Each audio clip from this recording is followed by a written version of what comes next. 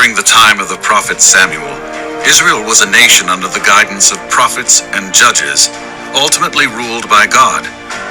Israel, however, wanted a king. Like all other nations, they wanted a man of their own choosing to rule them. Samuel was perplexed by this idea and knew this was a bad decision. The people of Israel demanded a king. As usual, Samuel prayed. God answered his prayer and told Samuel, "Obey the voice of the people. They have rejected me from being king over them. Solemnly warn them and show them the ways of the king who shall reign over them." He told the people, "You'll be disappointed in the king. He will tax you, take land and crops from you, and work you harder than you thought possible." The people were persistent.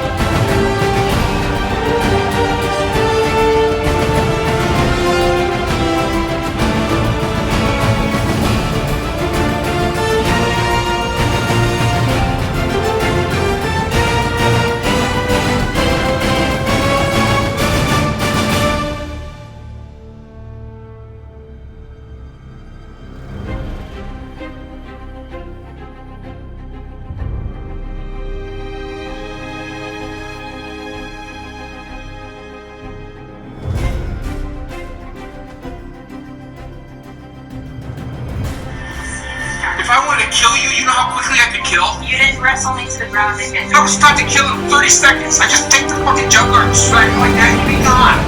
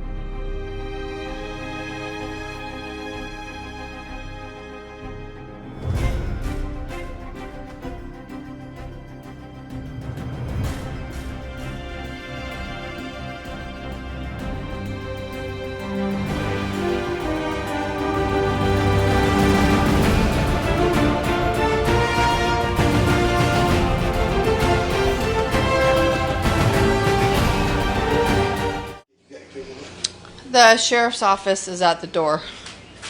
Can I help? No, do not open the door. Never open the door without a warrant. Can I? Do you have a warrant? Yes, ma'am. The sheriff's office is here to arrest me. Please spread the word.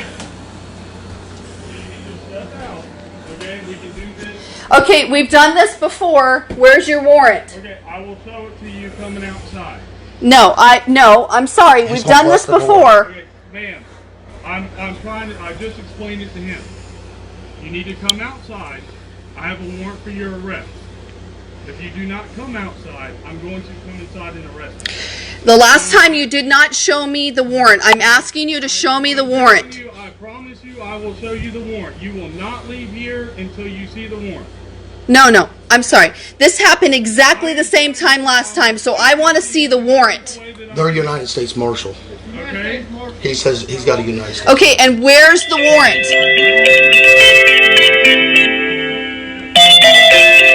I want to see the warrant. I can effect the arrest on you. Once you're placed in the handcuffs, okay? Where's that paper? I will have no problem. We can stand here. I will let you read the whole warrant. Okay. You can read it. He can read it. Everything else. Okay? If you do not exit the residence, I'm going to enter the residence and arrest you. Okay. I want to see the warrant. Please call your supervisor then. I'm not calling a supervisor out here. I don't have to. I'm trying to help you out. You're helping me out by arresting me for what? Because if you're not going along with this, okay, and I have to enter the residence or whatever to get you, I'm going to place an additional charge on you for resistance. Sir, I'm asking to see the warrant. Okay, and I'm explaining it to you. I'm being nice, and I told you I don't have to show it to you. Okay, and your badge number is? 5621. 5621. Yes. And your name? I am Detective Blair. I'm the U.S. Marshal Task Force Officer for Marion County. Detective Blair. Yes. U.S. Task Force Master. U.S. Marshal Task Force. Okay, U.S. Task Force Marshal. Yes. And you're saying you don't have to show me a warrant. And your badge number is, sir? A warrant for your arrest. How many people are outside? 4. 4 people are outside. And what is your badge number, sir? I'm with the United States Marshal Service. United States Marshal Service, and what's your badge number? Let me speak to your husband. Now, I'm asking you what's your badge number and what your name is, sir.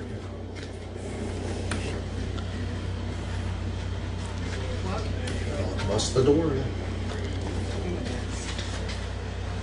I don't know anything about your case. But it was dropped today, so I don't understand. Who issued the warrant? For your arrest. Who issued the warrant? What's that?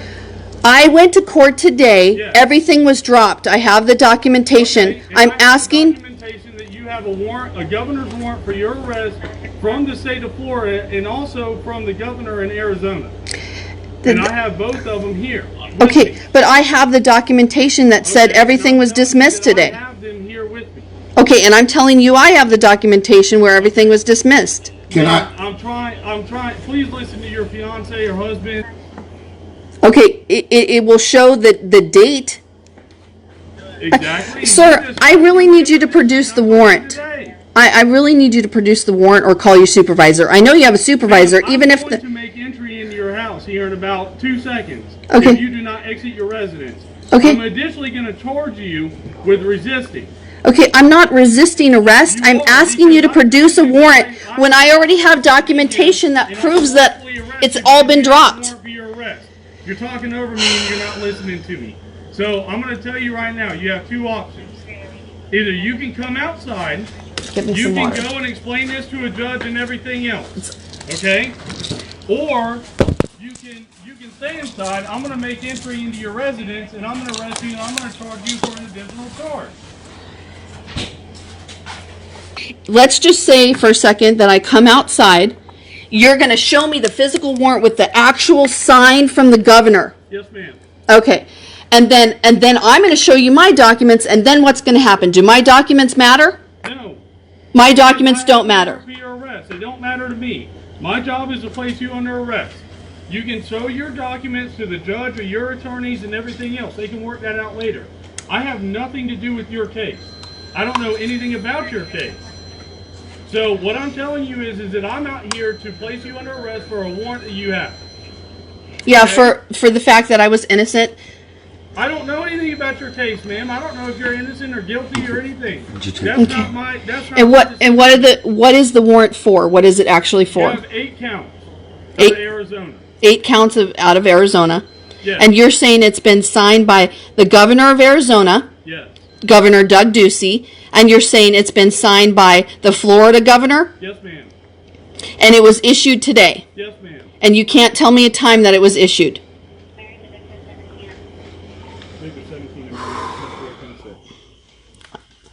I need my socks and shoes. I'm gonna get her socks and shoes. So this is Melissa Deagle in Ocala, Florida. I went to court today. Everything was dropped by the judge. It was officially signed, and now they're here to arrest me. There's 4 officers outside.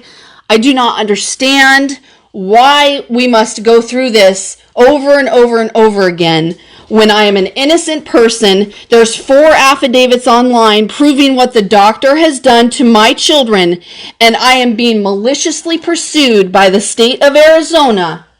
So I'm asking people to call the governor's office in the state of Arizona.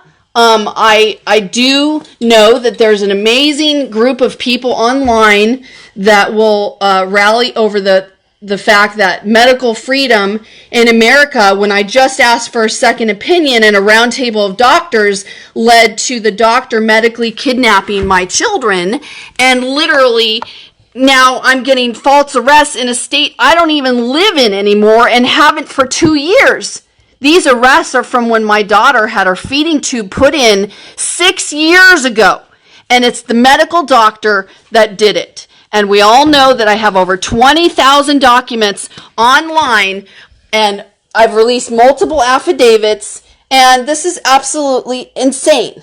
This is absolutely insane. So please spread the word, and this is going to be quite the battle in the state of Arizona. I mean, I don't know why they would want this. And are you going to spell? Can you please tell me how you have my name spelled? Because last time I got arrested, my name was spelled incorrectly. Melissa Deagle, and it's spelled like 3 different ways on the warrant. I'm sorry, I have a problem with that because I take heart medicine. Dear God, I ask that you please be with me and give me strength and give people strength to know what to do and how to fight this corruption in the system. I thank you so much for loving me, God, and I will always keep my faith in you no matter what goes on or how much they pursue me. And I hope that I can glorify your name by setting a good example of having faith even in the darkest times when you're facing the most shitty ass, most ridiculous stuff in this world. So, Lord, I ask that you please be with me, keep me safe in jail, and I ask that people pray for me. In Jesus' name I pray. Amen. I'll go out with you. He's going to show us some paperwork, right? Cat food. Well, it's not a... Okay. I got this. Just don't grab her or nothing. I'm not going to. She's coming I'm not out. here to be mean or anything You like don't- that. So Come on up the steps, all the way up the steps, please. Come on. Now turn around, please. Please film it. Turn around, turn around. Once you get you in handcuffs, I'll go get the paperwork like we said we'd do. I don't understand. We just went to Judge Thompson today. okay. These warrants out of Arizona were dropped in Judge Thompson's courthouse today, this morning, 8 a.m. Wilkie. Not right now. Okay. You good? If you, that's the only copy I have of the documentation. You'll have to bring it down to the courthouse. We didn't make copies yet. If those are on the clerk of court's website, then they It should is have on the copy. clerk of the court's website. So please, can you take a look, because this has already been resolved. No, what I'm saying is he doesn't need to bring down copies of it. They'll already have it. Ma'am, listen to me. I'm What so I'm trying to confused explain right to you- now. What I'm trying to explain to you is that I'm not here about your case. I don't. 10-4 to 6. 10-4, we're 10-12, 10-15. 10-4, 10-15. What? We're not here for your case, okay? I have no idea about your case. I don't know you. This is the first time that I've ever interacted with you, okay? I'm here because I'm a deputy sheriff. This is my job. I understand you Okay. have a job, but we So also you live have in the an United arrest States of warrant. America, and I've already I had understand, this but case you have an dropped. arrest warrant signed by a judge. There's nothing else I can do about that, What? okay? you- I have to serve the arrest warrant. And you That's between you and a judge. said you had the warrant. Yes, I do. I'd And I'm like- going to show you a copy of it, but I'm going to tell you this. I'm not showing you a copy of it until you turn that off. The transporter, Mike, you go ahead and grab her. Well, you can show me a copy of it. Come on. Yes, I can show you a copy of Okay, it, and I'll well- show you to you over Do you want me there. to turn this off? And Okay, so yeah, there's you turn it off. 1, 2, 3. There's 5 officers here. Yeah, let me just get them. God, I hate this. I don't.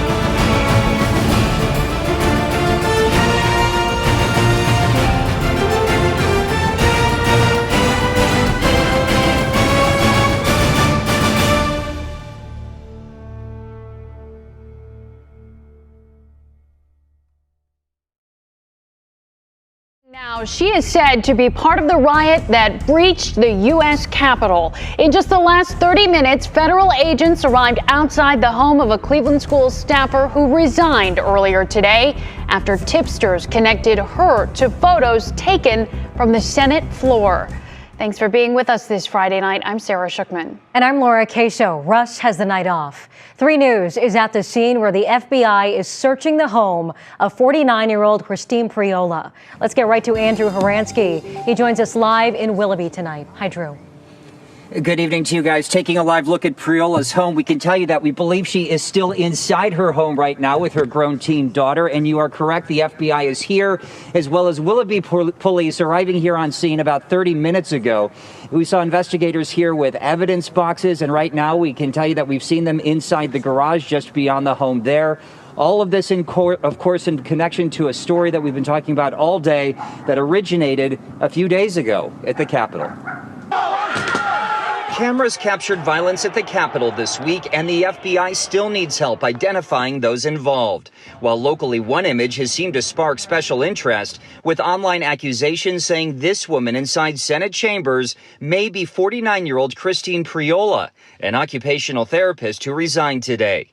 Cleveland schools confirm she worked for them and in a statement condemned the actions of those at the Capitol. The Cleveland Teachers Union weighed in too. We are aware of the reports of a Cleveland educator who engaged in rioting at the Capitol. We take these allegations very seriously, and if true, they must be held accountable. Tonight, no one answered at the address in Willoughby listed for Priola. The only message, a poster in the window reading, "Save Our Children," as the 20-year employee also shared her views in her resignation letter. I will not be taking the coronavirus 19 vaccine in order to return to in-person learning, she wrote. I will be switching paths to expose the global evil of human trafficking and pedophilia, including in our government and children's service agencies. Ending with, I do not agree with my union dues, which help fund people and groups that support the killing of unborn children. Claims, of course, which have not been substantiated. Taking a live look, you can see investigators are still on the scene here. Federal and local agencies aware of allegations, but just a few minutes ago, Sarah, I spoke with the FBI, a spokesperson telling me that no charges have actually been filed at this point. We did take a look into her criminal record, did not find one. So again, still some questions here tonight, but the important thing to note that she has not been charged yet with anything. That is something that you'll want to stay with WKYC.com and on air as well for more information. Yeah, of course, we're going to stay on this as the scene develops there, Drew. One thing is clear for anybody who wanted to see criminal charges out of this mayhem. It seems like the FBI is just getting started. Yep. All right.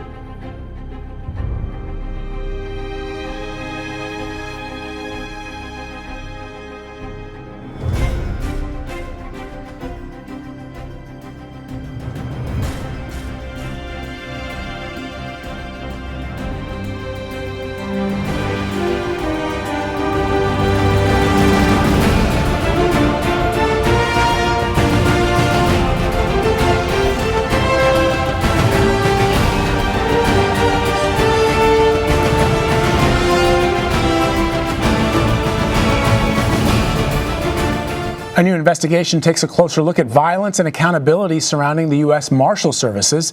According to the Marshall Project, at least 177 people were shot by a U.S. Marshal or local police officer helping in an arrest between 2015 and 2020. 124 people died from their injuries, and while marshals are deployed to arrest suspects on federal warrants, nearly 2/3 of arrests were suspects wanted on local warrants. something to note, no U.S. Marshal has ever been prosecuted following a shooting, and the department does not carry out investigations when a shooting occurs.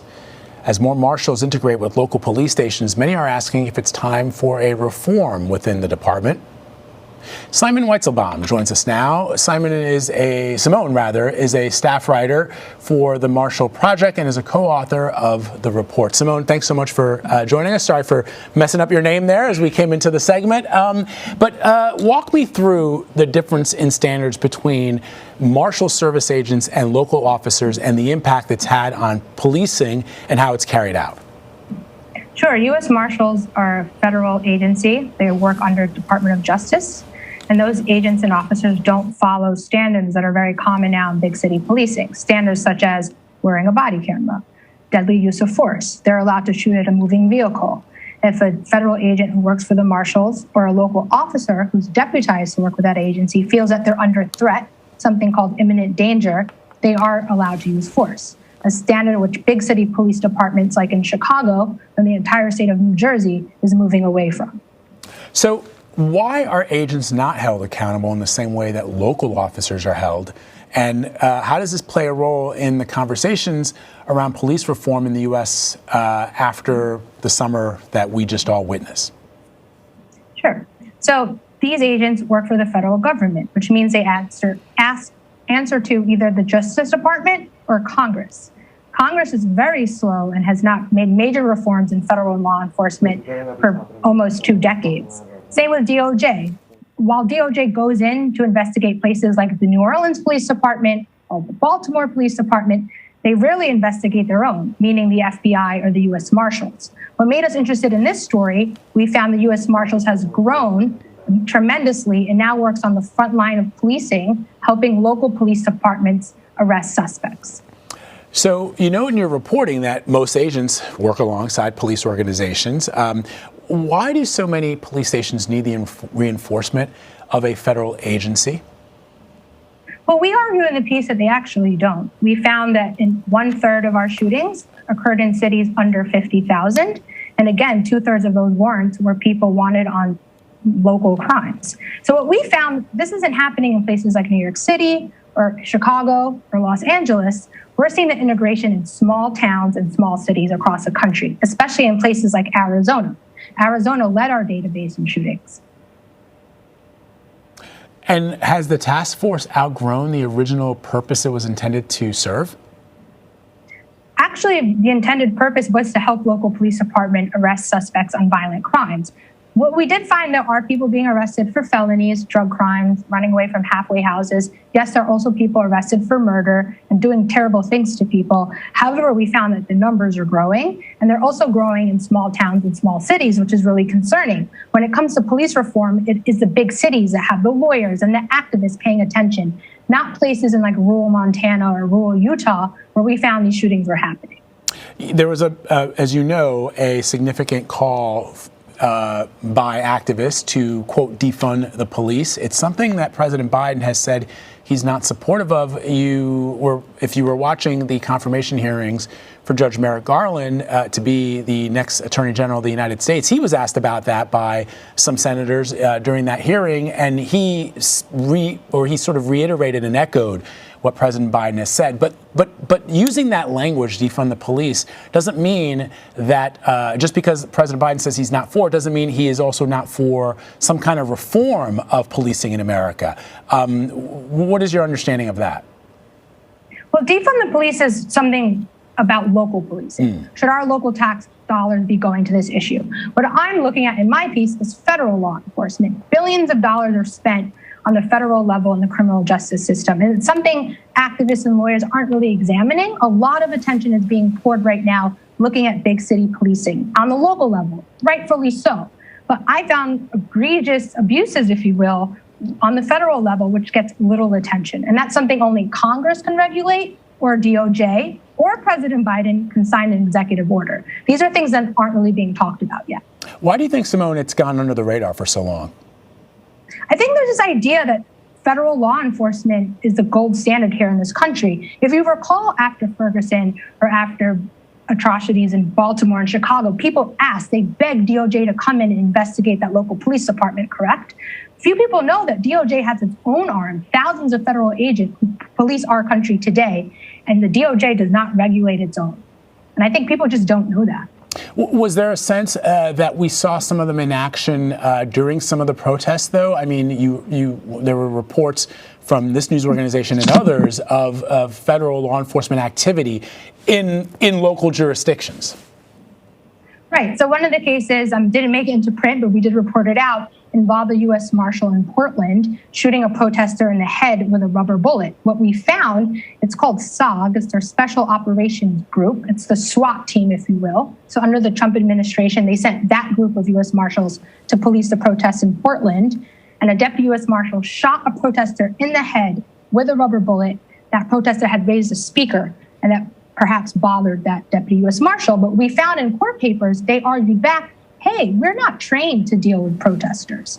So again, there's this idea that, oh, if you're a federal agent, especially a federal agent who works on something akin to their SWAT team, you can police any situation. And no, they cannot. In this case, someone was shot in the head with a rubber bullet.